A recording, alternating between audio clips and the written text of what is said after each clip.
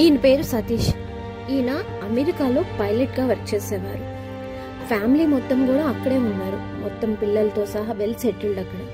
కానీ వాళ్ళకి అక్కడ ఉండడం ఇష్టం, ఈయనకి ఇండియాలో వాళ్ళ మదర్తో ఉండడం ఇష్టం. సో అక్కడి నుంచి ఈయన వచ్చేసారు వాళ్ళ మదర్ దగ్గర ఉందామని. కానీ ఆయన బ్యాడ్ లక్ ఏంటంటే ఆయనకి పెరాలసిస్ వచ్చింది.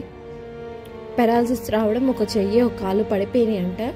సో గత కొన్ని రోజుల క్రితం ఈయన అంటే రికవర్ అయ్యారు, బట్ ఇంకొంచెం తను రిలాక్స్ అవ్వాల్సింది ఉంది.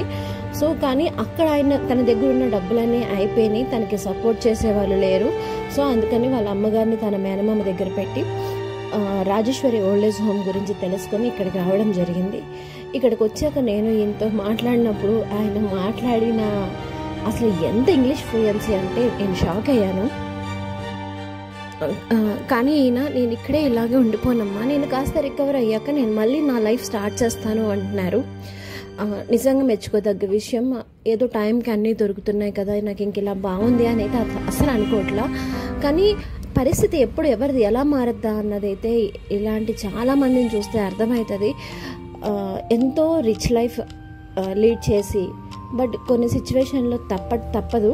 బట్ అని పరిస్థితులు ఎప్పుడూ ఒకేలా ఉండవు. అందుకని ఉన్న వాటిల్లో సంతోషంగా ఉండండి. కుదిరితే ఒకరికి సహాయం చేయండి, సహాయం చేయకపోయినా పర్లేదు, ఒకరికి అన్యాయం చేయకుండా మాత్రం ఉండండి, సరిపోతుంది. చూస్తూనే ఉండండి రాజేశ్వరి ఓల్డ్ ఏజ్ హోమ్లో. ప్రతి వీడియో మీకు చాలా విలువైనది.